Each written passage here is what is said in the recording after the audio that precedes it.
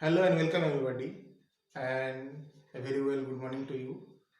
Today I am going to teach you in the subject social science and history lesson number 1, the French Revolution.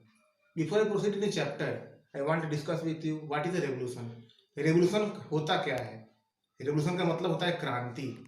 और क्रांति तब होती है जब जनता में असंतोष होता है और वो जो व्यवस्था है उसको चेंज करना चाहते हैं। Revolution is a upheaval, a circumstance in which the people they try to change the system of governance or any system which is going on in the society.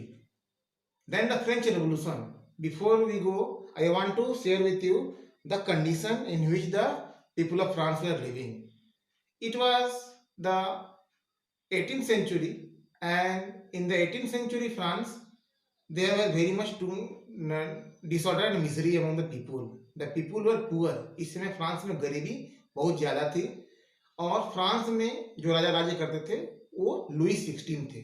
Louis 16 ये बर्बन डायनेस्टी के राजा थे और इनका जो शासन था कुशासन था। He was an arbitrary ruler. वे एक निरंकुश राजा थे और अपनी प्रजा पर विभिन्न प्रकार के अत्याचार करते थे। उनको अपनी प्रजा के देखभाल या भलाई से कोई मतलब था ही नहीं।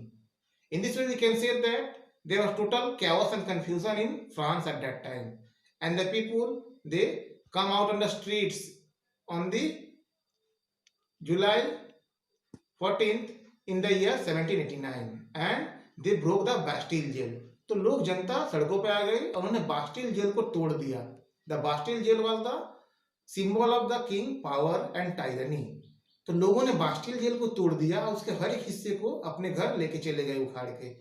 ये संकेत था कि हमने एक व्यवस्था को चोट पहुंचाई है और उसको हमने तहस नहस कर दिया है। अच्छा, हम लोग इससे पहले बास्टिल जेल तोड़ने के कारणों के पीछे जाते हैं। तो क्या कारण थे कि बास्टिल जेल को तोड़ दिया गया? Why was the Bastille jail destroyed?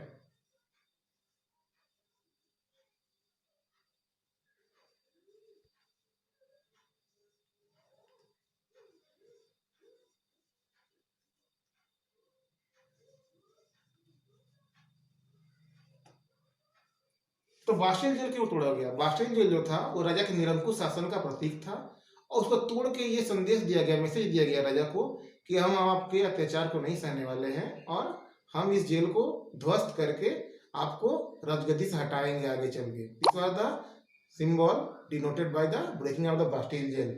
Then the reason.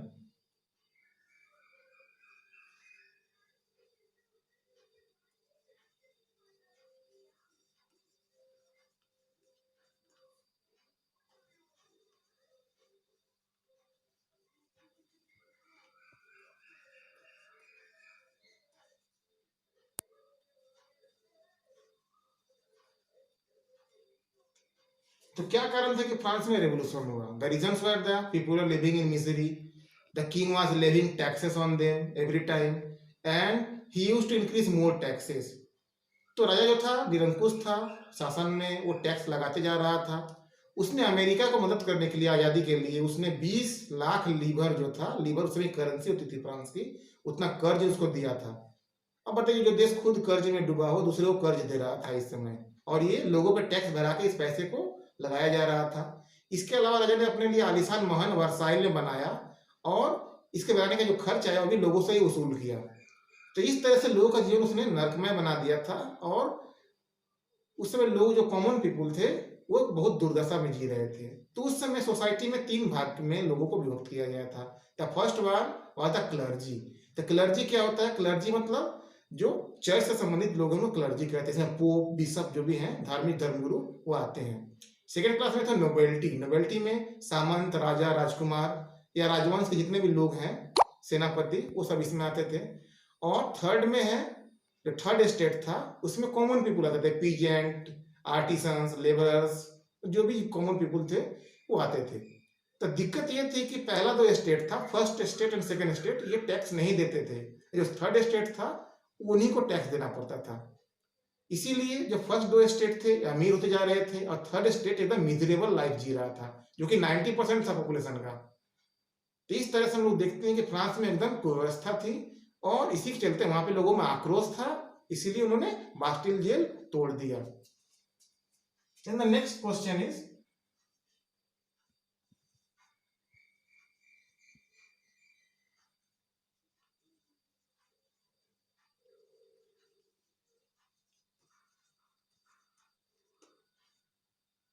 Subsistence crisis. तो ये ऐसा दौर था जिसमें अकाल और भूखमरी की समस्या हमेशा आती जाती रहती थी और इस समस्या को ही सबसिस्टेंस क्राइसिस कहते हैं। मतलब ऐसा क्रॉनिक सिचुएशन जिसमें दूसरा विकल्प ना बचता हो लोगों के पास। और इस विकल्प के लिए जिम्मेदार क्या थे? जिम्मेदार थे कि 1915 से लेके 1715 से लेके 1789 तक जो जनसंख्या थी फ्रांस की वो 23 मिलियन से बढ़ के 28 मिलियन हो गई। ये उस समय के हिसाब से बहुत ज्यादा लोग हो गए। मतलब मात्र 80 सालों के अंदर 50 लाख लोग ऐड हो गए फ्रांस के जनसंख्या में। इतने लोगों के लिए खाना और हर सुविधा का व्यवस्था करना किसी भी सरकार के मतलब लिए बहुत ही मुश्किल काम था और इससे भूखमरी, अकाल और बेरोजगारी ये बढ़ते जाती थी। तो ये मेन समस्या था जिससे लोगों मन में आक्रोश था। उन्होंने राजा के खिलाफ प्रदर्शन भी किया, बास्टिल जेल तोड़ा और उन्होंने टैक्स देने से मना किया। दूसरा कारण यह था कि डायरेक्ट एंड इनडायरेक्ट टैक्सेस,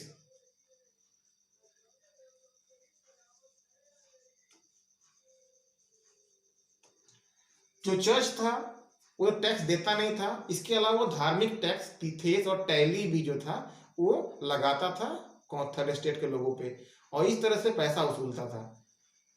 तो वो देख सकते हैं कि लोगों का जीवन एकदम कष्टमय था।